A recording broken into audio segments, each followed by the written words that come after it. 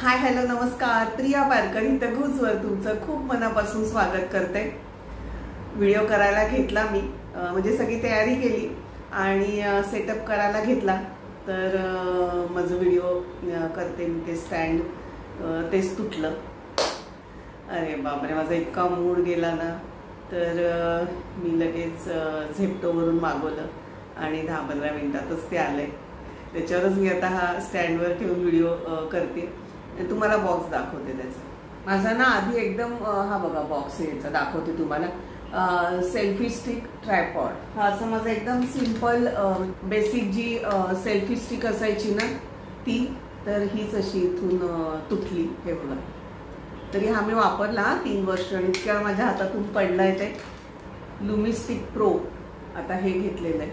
हे जरा काय म्हणतात ना, थोडं अवाढव्य आहे प्रकार, पण ठीक आहे. मी तुम्हाला ते नंतर दाखवते बाकी कसं आहे काय ते. मी ही अशी एक कॉटनची पिंक साडी नेसलेली आहे. माझ्यामध्ये मी दिवाळीत ही घेतली होती, ती तुम्हाला दाखवली असेल, कदाचित तुम्ही आधी बघितली असेल. आणि मला खूप आवडते साडी, कॉटनची आहे आणि त्याला असे मस्तपैकी टॅसल्स पण आहेत. आणि मी याच्यावर मी हा जो ब्लाऊज घातला आहे ती ॲक्च्युली कोटी आहे. म्हणजे मी जेव्हा जाड होती तेव्हाची गोष्ट, ती बऱ्यापैकी मोठी होती म्हणताना. तर मी आता काय केलं माहिती, ती खूप लूज होत होती ना, तर मी साईडने अल्टर करून घेतली आहे. आणि हे बघा, इथे अशी ही बटन पट्टी करून घेतली व्यवस्थित. ॲज अ ब्लाऊज किंवा मग स्कर्टवर किंवा पॅन्टवर असा टॉप घालू शकते, कारण तो चांगला इथे म्हणजे माझ्या हिप्सच्या वरती एवढा आहे तो मोठा. त्यामुळे म्हणजे मला ते मल्टीपर्पज यूजसाठी बरं पडतं आणि छान वाटलं मला. आणि हे मी घातलेलं आहे गळ्यात, मी बनवलेलं, माझी कलाकुसर. मी तो व्हिडिओ घेऊन येतेच लवकर. चला ठीक आहे, आजच्या व्हिडिओला आपण सुरुवात करूया. की जसं मी प्रत्येक वेळेस सांगते माझ्या व्हिडिओमध्ये की माझ्या अनुभवावरून 50+ साठी सगळ्या काय काय कॅटेगरीमध्ये काय काय काळजी घ्यायची आहे ती. तर आज आपण बोलणार आहोत स्किन केअरवर. स्किन केअर म्हणजे अगदी आपल्या डोकं म्हणा, स्काल्फ म्हणा, ते पायापर्यंत सगळंच त्याच्यात येणार आहे. आणि सुरुवातच करूया आपण केसांपासून किंवा स्कॅल्फपासून. बऱ्याचदा असं होतं की केस धुण्याचा कंटाळा येतो किंवा कोणाला व्हर्टिगोचा त्रास असतो किंवा आणि काही प्रॉब्लेम असेल ना, तर अगदी 8-8, 15-15 दिवस पण केस धुतले जात नाहीत. पण असं अजिबात करू नका. एकतर 3-4 दिवसांनी तर केस धुवावे मी म्हणेन. आणि अगदीच काही प्रॉब्लेम असेल, नाही केस धुवू शकत आहे ना, तर आधी जरा असा कोमट पाण्याचा टॉवेल करायचा, त्याच्याने छान पुसून काढायचे केस, आपलं स्कॅल्फ. आणि मग साध्या नॉर्मल थंड पाण्याने असं जो टॉवेल आपण भिजवतो तो थंड पाण्याचा, म्हणजे असं करून ते केस आपले स्वच्छ ठेवायचे. केस स्वच्छ ठेवणं म्हणजे मुख्य म्हणजे स्कॅल्फ, आपल्या डोक्याची स्किन सगळ्यात महत्त्वाची. कारण ती स्वच्छ नाही ठेवली तर एक तर वास येतो, आपल्यालाही नको वाटतं, किंवा मग बारीक बारीक पुरळ येतं, काही ना काहीतरी खाज येते. आणि मग ते आता आपलं वय वाढत चाललंय म्हणताना कदाचित ते प्रॉब्लेम्स मोठे होऊ शकतात किंवा लवकर बरे होत नाहीत. तर ही काळजी घेतलीच पाहिजे. केस धुणं आणि डोक्याची स्किन आपली, हे स्कॅल्प व्यवस्थितच स्वच्छ आहे याची काळजी घेतली पाहिजे. आणि आपल्याला आता कलर लावायची पण सवय असते केसांना, तर कलर लावताना सुद्धा काळजी घ्यायची आहे की त्या कलरचा आपल्या स्किनला काही प्रॉब्लेम होत नाही का, होत नाही आहे ना. कारण बऱ्याच जणांचा आपण बघतो की कलर लावल्यामुळे स्किनला ब्लॅक पॅच येतात किंवा फोड येतात किंवा स्किन खूप ड्राय पडते, असे काही ना काही प्रॉब्लेम होतात. त्यामुळे ते कलर निवडताना पण आपण व्यवस्थित काळजी घेतली पाहिजे. केस धुण्याच्या बाबतीत तुम्ही साबण, शॅम्पू किंवा काहीही वापरत असाल तर तुम्ही आपल्या आता इतक्या वर्षाच्या अनुभवावरून म्हणा, किंवा कोणी काहीतरी चांगलं सजेस्ट केलेलं असतं, किंवा आपण स्वतः डॉक्टरांकडून सजेशन घेतलेलं असतं शॅम्पू किंवा जे पण केस स्वच्छ ठेवण्यासाठीचं मटेरियल आपण वापरणार आहे, तर त्या दृष्टीने ते वापरलं पाहिजे.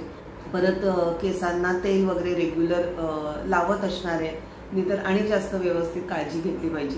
किंवा तेल दिवसभर डोक्याला ठेवल्यामुळे ना, आपण बाहेर जातो येतो तेव्हा त्याची डस्ट पण चिटकून राहते आणि तो जास्त त्रास होतो. त्यामुळे हा सगळा विचार करून व्यवस्थित केस स्वच्छ राहतील, आपल्या डोक्याची स्कॅल्प स्वच्छ राहील याकडे अगदी काळजी घेणं अगदी गरजेचं आहे. केसांचं किंवा स्कॅल्पचं झालं तर पुढचं आपण विचार करूयात चेहऱ्याच्या त्वचेचा. कारण खरोखर ती त्वचा आपली इतकी नाजूक असते ना, आणि वयोमानानुसार परत आणि नाजूक होते. त्यामुळे त्याची जास्त काळजी घ्यायची आहे. मला असा अनुभव आहे की आपण दुधामध्ये चण्याच्या डाळीचं पीठ म्हणा किंवा रवा म्हणा किंवा स्क्रबच्या दृष्टीने रवा, मसुरीच्या डाळीचं पीठ हे जर दुधात घातलं ना तर स्किन आपली ना एकदम सॉफ्ट आणि तुळतुळीत अशी मस्त होते. पण हे जर आपण दह्यात घातलं किंवा त्याच्यात लिंबू पिळलं किंवा फ्रूट कुठल्याही फ्रूटच्या ज्यूसमध्ये किंवा टोमॅटोच्या रसामध्ये जर आपण काही जे चेहऱ्याला लावणार आहे ते कालवून जर त्याच्यात घातलं ना तर ती स्किन माझ्या अनुभवानुसार थोडी ड्राय पडते. आणि जसं दूध लावून किंवा साय लावून जो फरक जाणवतो ना अगदी त्याच्या अपोजिट स्वच्छ होते स्किन. नाही असं नाही किंवा डाग पडलेले असतील किंवा काहीतरी प्रॉब्लेम झाला आहे, समजा पॅच आलेले असतील डार्क कलरचे आपल्याला किंवा काय, तर त्याच्या वेळेस आपण फळांचं टोमॅटो किंवा दही घालून ते जे पण आपण त्याच्यात पीठ कालवून लावणार आहे ते लावावं. आणि दुधाने म्हटलं तसं स्किन खरंच अगदी छान तुळतुळीत होते. पण हे बाकीचं घातलं ना की स्किन स्वच्छ होते, नाही असं नाही, पण थोडी ड्राय पडते. अर्थातच ते ॲसिडिक असतं सगळं म्हणून असणार. आणि गळ्याला वगैरे किंवा अंडर आर्म्सला जिथे आपले स्किन फोल्ड होते म्हणा किंवा कोपऱ्यांना, तर तिथे आपण तसं लावून ती स्किन स्वच्छ करू शकतो. घरगुती काही चेहऱ्याला लावायचं नसेल ना तर फेस मास्क किंवा पील ऑफ मास्क आहे किंवा D10 मास्क आहे, जे पण आपण लावतो ना तर किंवा आयुर्वेदिक पण क्ले मास्क वगैरे असतात, तर ते घेताना पण काळजीही घ्यायची मात्र की त्याची क्वांटिटी किती आहे. आणि मुख्य म्हणजे काहीतरी सेल वगैरे चाललेला असेल तेव्हा आपण जनरली घेतो, तर घेऊ शकतो तसं. आणि 2 पॅक एकावर एक फ्री मिळालं तर बहिणीला, मैत्रिणीला, जावेला किंवा कोणावर शेअरही करू शकतो. आणि असं प्रॉडक्ट घेताना ना मात्र त्याच्यावरची डेट पण बघून घ्यायचं किंवा हे किती लांबपर्यंत किती काळापर्यंत चालणार आहे हे पण बघायचं. कारण ते आपण फेस मास्क म्हणा किंवा हे जे प्रकार आहेत ते आपण रोजचे लावत नाही, किंवा स्क्रब आहे ते पण रोजचं लावत नाही, D10 क्रीम आहे, D10 मास्क आहे तो पण रेग्युलर आपण लावत नाही. रेग्युलर इन द सेन्स रोजच्या रोज वापर होत नाही. फेस वॉशचा होऊन जातो, मॉइश्चरायझरचा होतो, सनस्क्रीनचा होतो, तसा याचा होत नाही. तर हा खरेदी करताना ना अगदीच लक्षात ठेवायचं की ते त्याची एक्सपायरी डेट किती आहे. आणि मग ते समोरच्या समोरच ठेवायचं की ते एक्सपायरी डेट होण्याच्या आधी आपण संपवलं गेलं पाहिजे. यावेळेस माझं जरा प्रॉब्लेम झाला. मी हे D10चं क्रीम आणलं होतं. क्रीम म्हणजे असंच मास्क हा, तर त्याच्यात 6 सॅशे आहेत आणि त्याच्यातलं ते माझ्याकडून मागे राहिलं, तर त्याच्यातलं एक माझा हा सॅशे आता वाया गेला आणि त्याची एक्सपायरी झाली आहे. तर एक्सपायरी झाल्यावर आपण नाहीच लावायचे असे प्रॉडक्ट. आणि म्हणून हे प्रॉडक्ट घेताना तीच काळजी घ्यायची की जास्त वेळ ते खूप पडून राहतील वगैरे असं नाही, म्हणजे त्याची डेट संपायच्या आत ते वापरले गेले पाहिजे ही काळजी घ्यायची. नाही तर आपल्याला त्याचा फायदा होत नाही, लावून जो फायदा मिळणार आहे तोही होत नाही, प्लस आपले पैसे पण वाया जातात. तर तो पण एक भाग आहे. आणि परत चेहरा आपला सॉफ्ट राहण्यासाठी मगाशी मी म्हटलं की क्रीम वेगवेगळे आहेत ते आपण लावू शकतो, किंवा घरगुती उपाय साय आहे, तूप आहे, तेल आहे, जे पण आपल्याला योग्य वाटतं ते लावू शकतो. हल्ली मी ते लावत नाही जास्त करून, साय तरी थोडीफार कधीतरी लावली जाते. एक तर चष्मा असतो सतत, त्यामुळे ते मग पडत राहतं किंवा सरकत राहतं, चष्म्याला पण डाग लागतात त्याचे. तर दिवसा तर अजिबात नाही, रात्री कधीतरी लावलं तर चांगलं तूप वगैरे, पण दिवसा नको वाटतं हे सगळं, किंवा अंगालाही मग नको वाटतं. जसं आपण नेहमी म्हणतो की घरचं चांगलं तूप आहे किंवा खोबरेल तेल आहे ते पण पूर्ण बॉडीला लावू शकतो आपण. त्याच्यानंतर तळव्यांना, जर तळवे पण आपले फुटलेले असतील किंवा मालिश करण्यासाठी हातापायांनाही, तर एक तेल तूप किंवा हे असे घरचे पदार्थ, तेल आहे, खोबरेल तेल आहे किंवा आणि दुसरी कुठली तेलं म्हणा, तूप म्हणा, ते लावलं की मात्र एक काळजी घ्यायची की आता आपलं वय झालेलं आहे, काहीतरी ते लावलंय आणि आपण तसेच चाललोय, पाय सरकला आहे, तर ते शक्यतो टाळायचं. आणि समजा पाय आपले भेगा पडले आहेत किंवा दुखतायत म्हणून तळवे आपण मालिश केले बसल्या बसल्या, तर एक लक्षात ठेवायचं की जेव्हा आपण ते कॉटवरून किंवा कुठेही बसले तिथून उठताना ना तळवे स्वच्छ पुसून घ्यायचे. तळवे म्हणा, हात आहे, चष्मा आहे तुमचा, जे पण तुम्ही यूज करताय ते स्वच्छ मात्र व्यवस्थित तळवे स्पेशली पुसून घ्यायचे आणि मगच चालायचं. किंवा मग रात्री झोपताना, रात्री अगदी बेडवर पडलोय मग तेव्हा तुम्ही हातापायांना म्हणा, तळव्यांना म्हणा तेल तूप किंवा आणि कुठली तेलं किंवा खोबरेल तेल काय लावायचं असेल ते तुम्ही लावा किंवा संपूर्ण बॉडीला पण. आणि ही काळजी मात्र घेतलीच पाहिजे. आणि मी सध्या प्रिफर करते की जे रेडीमेड क्रीम येत आहेत तर ते लावणं. सध्या निवियाचं पण बॉडी क्रीम मी वापरते आणि हँड क्रीम आहे, फूट क्रीम आहे, हे सगळ्या प्रकारची क्रीम हल्ली मी घेऊन आलेली आणि ते वापरते. कारण मगाशी मी म्हटलं तसं स्कीममध्ये घ्यायचं, मैत्रिणींमध्ये शेअर करायचं, जसं आम्ही तसंच करतो. आणि ते व्यवस्थित वेळच्या वेळ लावलं पण जातं, तेवढीच समोरच ठेवायच्या. आणि अशा गोष्टी अजिबात इकडे दडवून ठेव तिकडे दडवून ठेव करायचंच नाही आणि मग ते लक्षात नाही राहत.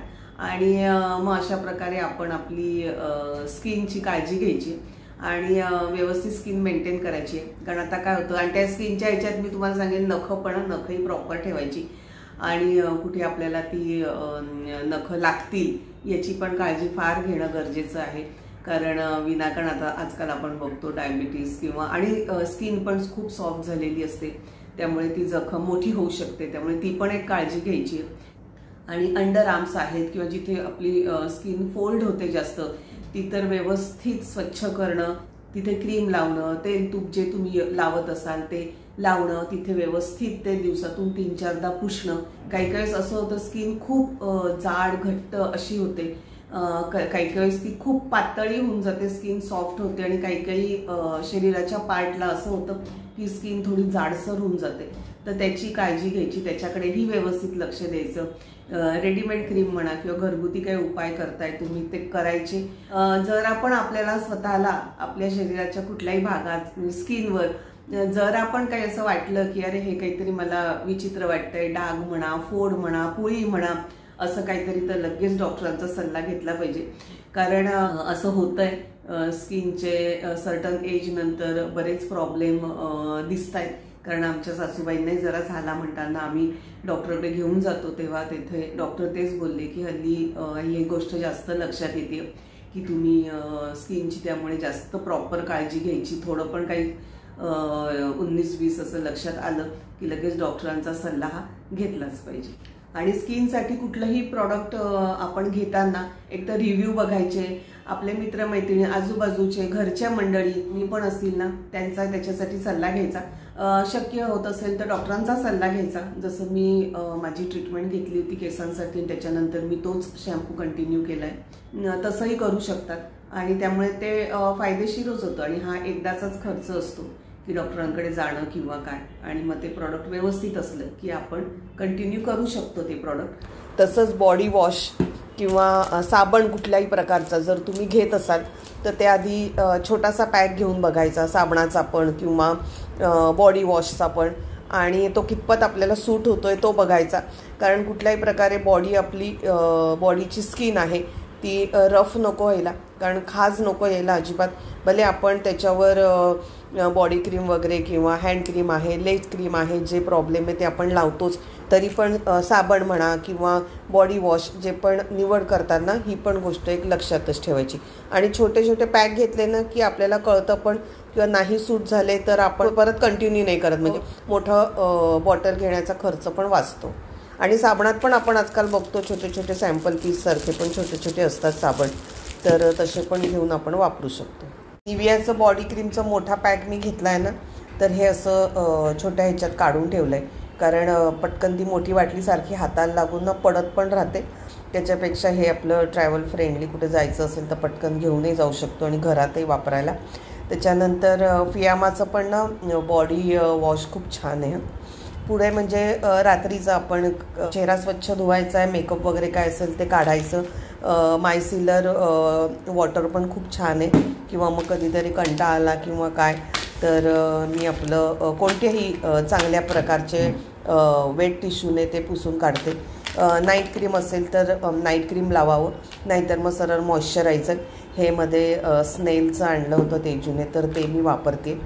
आणि असं पूर्ण दिवसाची ही आपली स्किन केअरची साधारण काळजी घेण्याच्या पद्धती किंवा काय किंवा प्रॉडक्ट आणि जे आपल्याला अवेलेबल आहेत आपल्याला सूट होतात ते वापरायचे.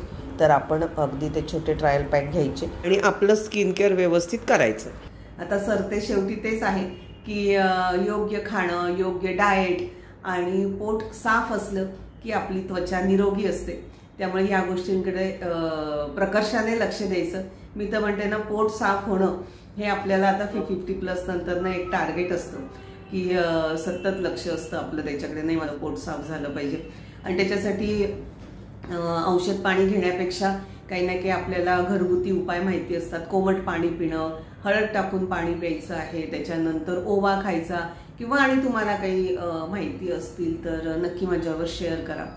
तर या सगळ्या गोष्टी आहेत की आपण आपली त्वचा म्हणजे नखशिकांत व्यवस्थितच ठेवली पाहिजे. आणि त्यासाठी जेवढी काळजी घेणं गरजेचं आहे तेवढी घेणं. त्याच्यानंतर त्याच्यासाठी काय उपलब्ध आपल्या घरात आहेत गोष्टी किंवा आपण बाहेरून विकत आणू शकतोय त्या घेऊन यायच्या, त्या वापरायच्या. कारण आपल्याला स्वतःलाच आपण बघतो ना की हां बाबा माझी स्किन स्वच्छ आहे, छान आहे, तर आपल्यालाच एक वेगळं समाधान असतं. आणि मात्र त्याच्यासाठी आपल्याला मेहनत घ्यायला लागते. जाऊ दे आता वय झालंय, काय करायचंय हा विषय नाहीये.